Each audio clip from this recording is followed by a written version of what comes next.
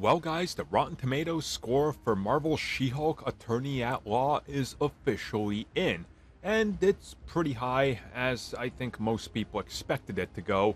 So let's talk about what it's at and what does it mean. So as of right now, as I checked just as I started this video, the score is at 87%. Now, obviously, this is based on the first 4 episodes that were given to critics, and the reason I waited a few days to do a Rotten Tomatoes video, not as some people in the comments were suggesting I'm trying to hide the score, it's because what the other people suggested, why don't we wait like 2 days and then we can have more of the critics?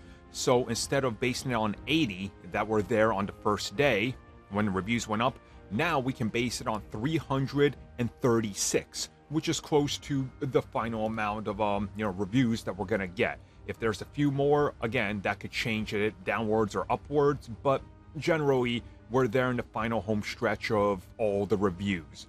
So again, at 87%, that's pretty impressive. You know, Rotten Tomatoes, quite clearly, the critic rating is indicating that most of the critics are enjoying it. Obviously, it's not for everybody.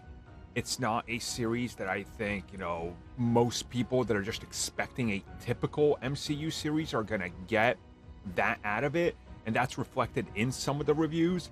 But a lot of the reviews are focusing on the positives, that it is different, that it's meant for women, that it's women empowerment, which again, you can tell that that's what the series is all about, especially when you go into some of those lines in the first episode and how they're treating Jen and what they're talking about. So it's all here. And honestly, looking at this score, in my opinion, is a great indication that things are going rather well for this series.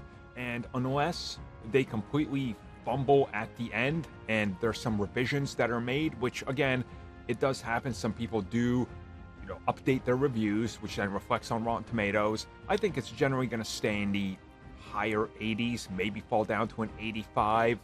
I don't think it's going under 80. So if you're the type of person that cares about the Rotten Tomatoes thing or the debacle or whatever you want to call it, well, there you go. Now you got it.